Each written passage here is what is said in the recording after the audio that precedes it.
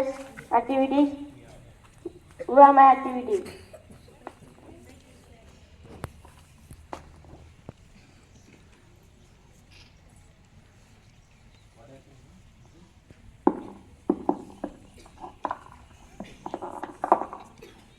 Good morning to one and all. Myself Hema Sakya, studying 10th standard in our school. Today we are here to perform ESCOM designers Who Am I activity. Joining with me Miss Varshini for presenting hints about the famous person. And she is Miss Jyotirmay for presenting tell the name of famous person. Thank you over to Miss Varshini for presenting hints about the famous person. Thank you, Miss Hemsaja, for presenting and introducing. Now I am here to present hints about the famous person. Hint 1. He was born on 23rd December 1902. He served as a Prime Minister from 1979 to 1983. Hint 2. His birthday is celebrated as Kisan Divas. Hint 4. He was passed away on 29th May 1987. Thank you over to Miss Jyoti for presenting tell the name of famous person. Thank you, Miss Varshini, for presenting hints about the famous person. Now I am here to tell the name of famous person. Can you guess who am I? Who knows the answer? Please come on to the dais and tell the answer. Anyone from any class? From many other classes. The answer is Chaudhary Charan Singh. I repeat, Chaudhary Charan Singh. Thank you for giving us this great opportunity. Have a nice day. Today some are celebrating their birthdays. I request birthday buddies, please come on to the dais. Is there any birthday buddies today? Nobody. Good morning, everyone. Good morning, sir. How are you? We are fine, sir. I'm good, thank you. Today already they said about today's importance. What is the importance for today? Kisan Divas, that means National Farmers Day. So actually today is the birth anniversary of Chaudhary Charan Singh. He was the Prime Minister and he served as a Prime Minister for very few months, roughly 10 months only. But still we are celebrating his birth anniversary as National Farmers Day. In 2001, Indian government declared this day as Farmers Day. Why? Because actually he was the farmer. Before becoming the Prime Minister, he was the farmer and he did many contributions to farmers. And he abolished Jamindari system and he gave many opportunities to the farmers. So to commemorate the great person Chaudhary Charan Singh, our Indian government started celebrating this day as National Farmers Day. How many of you have an ambition to become farmer? Nobody. It is also a good profession. Nowadays, it is also a good profession. Why? Because technology is improved. So compared to software engineers, farmers earning more and more income in some areas. So those who studied graduation, post-graduation also, they want to become farmers. Why? Because they want to serve the nation. They are giving food for us, right? So every day while we eating, we should remember farmer. We should thank farmer. That is the enriching thought also today. If we eat something, we should thank a farmer. So after going to home, if your father is a farmer, wish him and he will feel very, very happy. It is a great profession. We have 4 great professions in our society. One is a teacher, next doctor, soldier, farmer. Those are not professions. They are serving to the nation. If they want to earn more income, they can choose any other field. But they choose those fields. Actually, soldier earn a very less amount of money, but he serves the nation. He sacrifices his life and his family life also, right? Teacher, you know very well. These are all professions made by teachers only, right? Teachers sacrifice their ambitions and they have only one ambition in their life. What is that? to make our society good and developed. That is the only ambition teachers have. And doctors, you know, many doctors, they serve poor people with minimum cost of minimum amount. 1 rupee doctor, 10 rupees doctors also there in some areas. I think you have seen in some movies, 1 rupee doctor, 10 rupees doctor. That means they take just 10 rupees or 1 rupee. So it is not income, actually they are serving to the poor people. So that's why I said doctor profession is also a great profession. Okay, and farmer, whatever we eat, vegetables or fruits or any crops, whatever it may be, given by farmer only. So without farmer, we can't eat, even we can't eat pizza also. You think that we can eat pizzas if there is no rice? In pizza also some ingredients needed, right? Those ingredients made by farmers only, right? So we should thank all the farmers on this day, and we should respect farmers. That's why every year we celebrate Farmers Day on December 23rd. Okay, good. And one more thing, what is the ST today? Social. Are you all ready to tell about social studies? Okay, good. Can I call? Okay, so now I would like to call 6th standard A section, roll number 8. Who is roll number 8? 6th standard A section. Okay, come up onto the stage.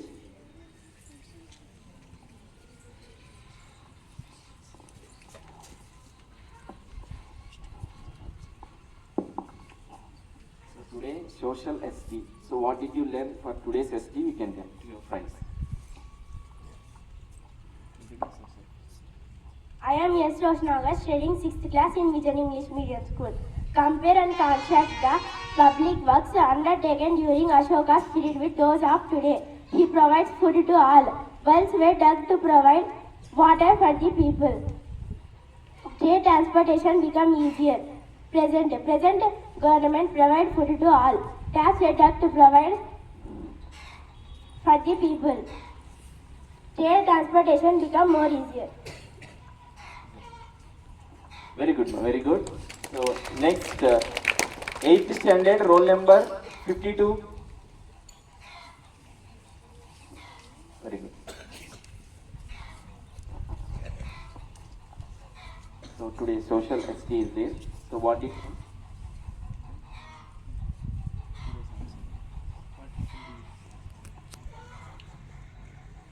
roll number?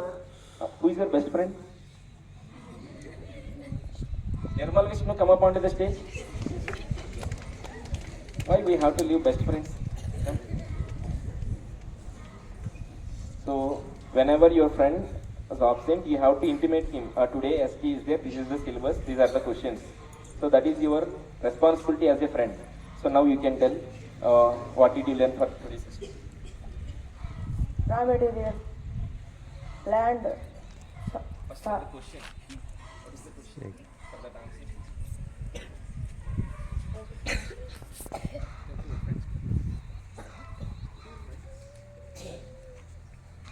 How many questions?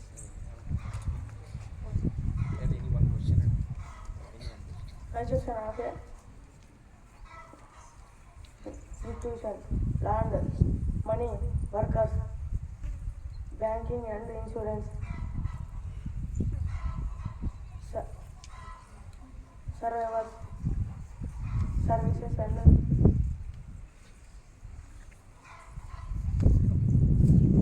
Yeah, properly. Okay, don't by heart anything. Understand the meaning of the question and answer. Okay, go. Don't tell the reason I am absent, sir. If you are absent, I will call your best friend onto the stage. Okay. So learn the ST, and it will be easy whenever you write FA4 or FA3, whatever the exam it may be. It will be very easy without any tension. You can happily write exam. Okay. So STs are very important, and utilize the study hour time. So whatever the doubts you have, you can clarify in that time, and learn every day's ST. That day itself you can finish. Okay. That's all for today. Thank you and have a nice day. And now I request respected Rajshekhar sir onto the stage for teacher's note.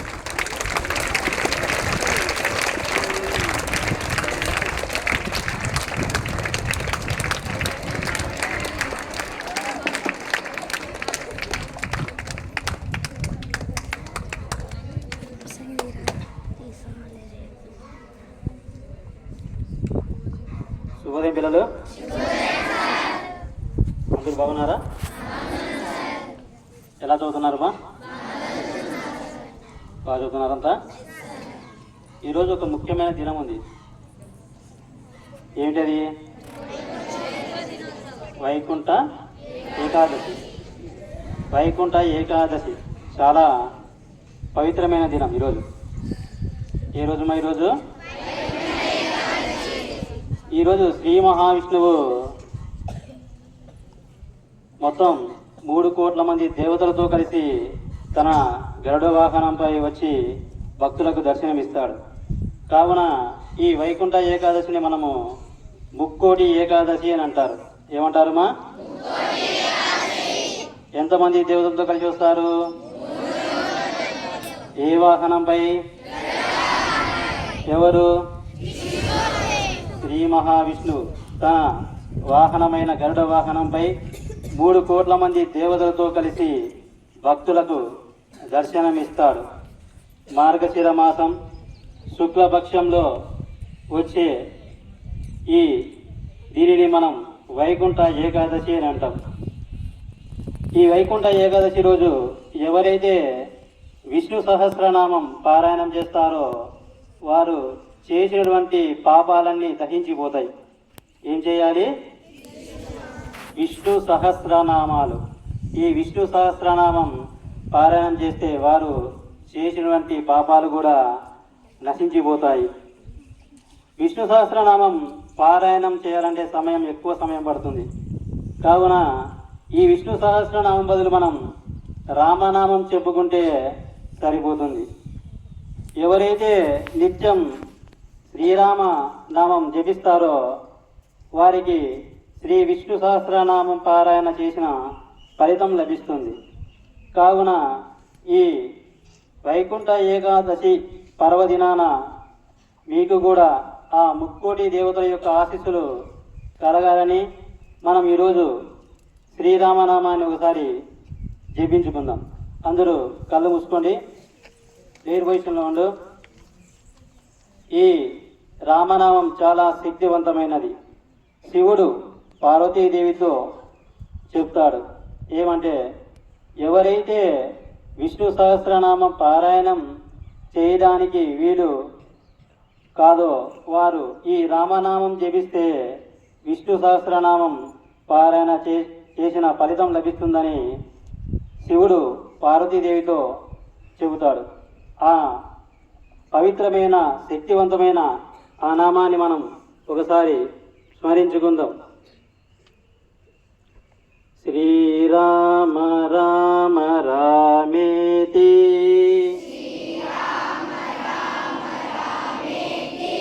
రమే రామే మనోరమే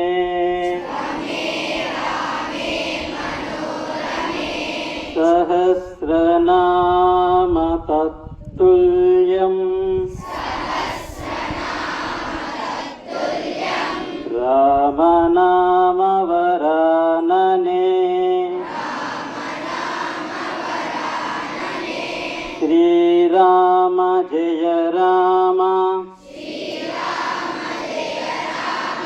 జయ జయ రామ శ్రీరామ జయ రామ జయ జయ రామ శ్రీరామ జయ రామ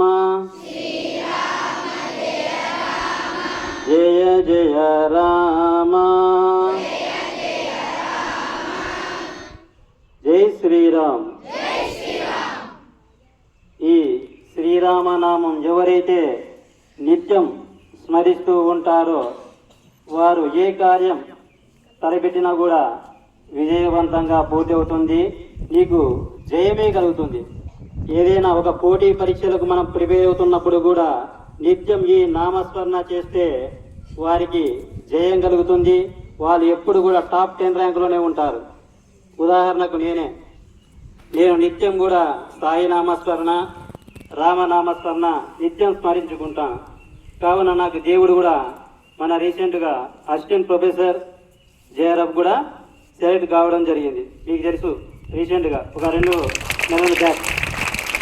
దేవుడు మన వెంటే ఉంటాడు, మన వెంటే ఉంటాడు. మనకి కష్టాలు పెడతాడు, బాధలు పెడతాడు. కష్టాలు బాధలు వీడు ఎదుర్కొంటాడా లేదా అని పరీక్ష పెడతాడు. ఎవరు? దేవుడు. మనం కష్టాలు వచ్చినాయని, బాధలు వచ్చినాయని కృంగిపోకూడదు. మనం ధైర్యంగా వాటిని ఎదుర్కోవాలి, ధైర్యంగా పోరాడాలి. మన లక్ష్యం కోసం మనం పోరాడాలి. నిరంతరం కూడా మనము లక్ష్యం కోసం పోరాడితే ఖచ్చితంగా దేవుడు మనకి మేలు చేస్తాడు. గెలుపు ఓటమి. మీకు గెలుపిష్టమా ఓటమి ఇష్టమా? ఏమిష్టం? ఏం చెప్పండి? గెలుపు కావాలంటే నువ్వేం చేయాలి? ఏం చేయాలి? పడుకోవాలి. ఏం చేయాలి? చదువుకోవాలి. పరుపు వీడి ప్రయత్నం చేయవలనే తప్ప పడుకొని కలల కంటే సరిపోతుందా? సరిపోతుందా? పడుకొని కలల కంటే అంటారు, నేను అది కావాలా, కలెక్టర్ కావాలా, గవర్నమెంట్ టీచర్ కావాలా, ఐపీఎస్ ఆఫీసర్ కావాలా అని కళ్ళ కంటే వస్తుందమ్మా? రాదు. నిత్యం ఏం చేయాలి మనము? మన లక్ష్యం కోసం నిరంతరం రేయనక పగలనక ఒక శ్రామికుడిలా కష్టపడాలి. కష్టపడితేనే నీకు గెలుపు వస్తుంది. ఓటమిని ఒప్పుకోకూడదు. ఓటమి భయపడాలా. ఎవరిని చూసి? నిన్ను చూసి ఓటమి భయపడాలా. సిరివెన్నెల సీతారామశాస్త్రి గారు ఒకటి చెప్తాడు, ఎప్పుడు ఒప్పుకోవద్దురా ఓటమి, ఎప్పుడు వదులుకోవద్దురా ఓరిమి, ఎప్పుడు ఒప్పుకోవద్దురా ఓటమి, ఎప్పుడు వదులుకోవద్దురా ఓరిమి. దేహముంది, ప్రాణముంది, నెత్తురుంది, సత్తు ఉంది, ఇంతకన్నా సైన్యముండునా. ఎప్పుడు ఒప్పుకోవద్దురా ఓటమి, ఎప్పుడు వదులుకోవద్దురా ఓరిమి.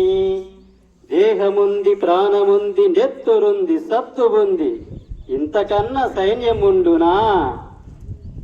ఓటమి ఒప్పుకుంటారా మీరు? ఓటమి ఒప్పుకోకూడదు. నువ్వు నిరంతరం కష్టపడు. నిరంతరం కష్టపడితే ఆ ఓటమి కూడా నీ ముందు తల దించాల్సిందే. నువ్వేం చేయాలి? నీ కర్తవ్యం ఏమిటి? నీ కర్తవ్యం ఏమిటిమా? కష్టపడాలి. కష్టపడితేనే నిరంతరం వెలిగే సూర్యుడిని చూసి చీకటి ఏ విధంగా అయితే భయపడుతుందో అలాగే నిత్యం కష్టపడే మనిషిని చూసి కూడా ఓటమి అనేది భయపడుతుంది. ఎవరిని చూసి? నిరంతరము కష్టపడే వాడిని చూసి. ఇప్పుడు కష్టపడరు మీరు. ఇప్పుడు ఏం చేస్తారు? ఎంజాయ్ చేస్తారు. ఇప్పుడు ఎంజాయ్ చేస్తారు. ఈ వయసులో అంతా బాగా ఎంజాయ్ చేస్తారు.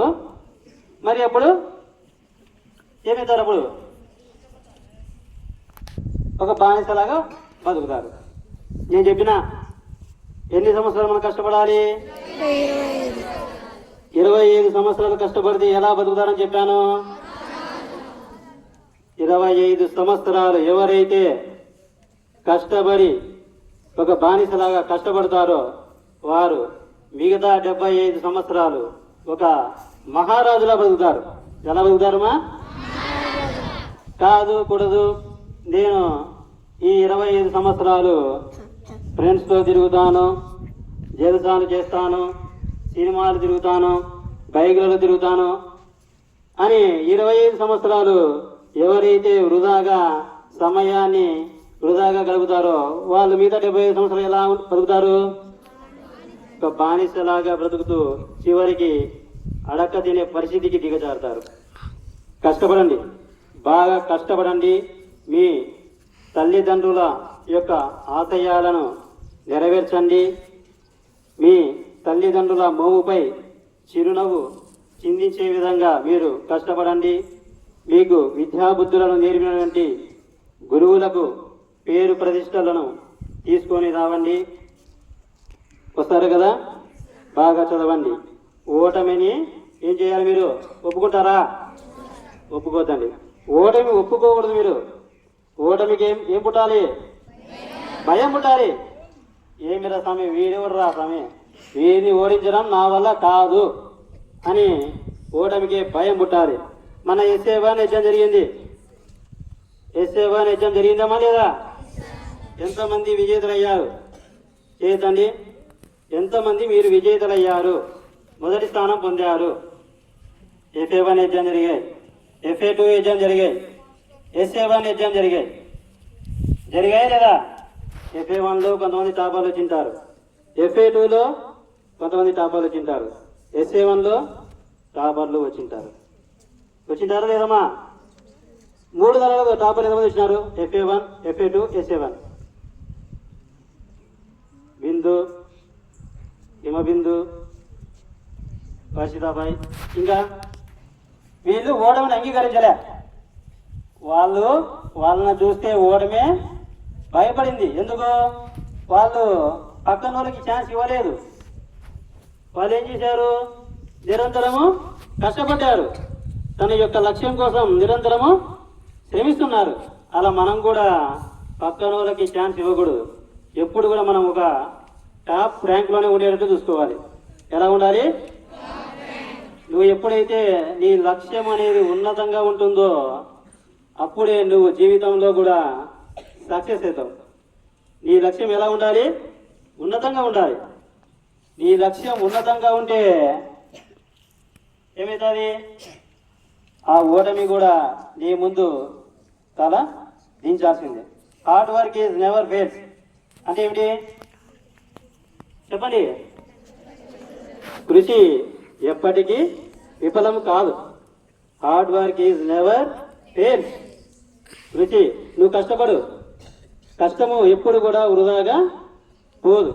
నీ కష్టానికి తప్పకుండా ఆ భగవంతుడు ఖచ్చితంగా ఏదో ఒక రూపంలో మనకి ఇస్తాడు. ఓకేనా? బాగా చదువుతారు కదమ్మా? బాగా చదవండి.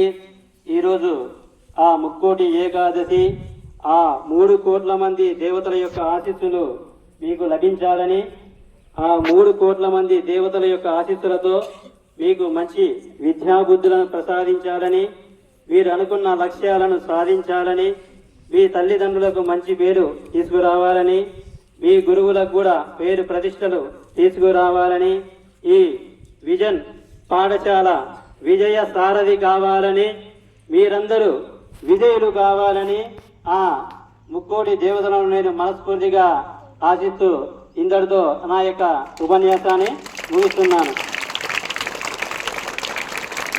Thank you, sir. Thank you for making us a devotional on this auspicious day, and thanks for your inspirational words. So follow what sir said, and you can get very good results. Okay.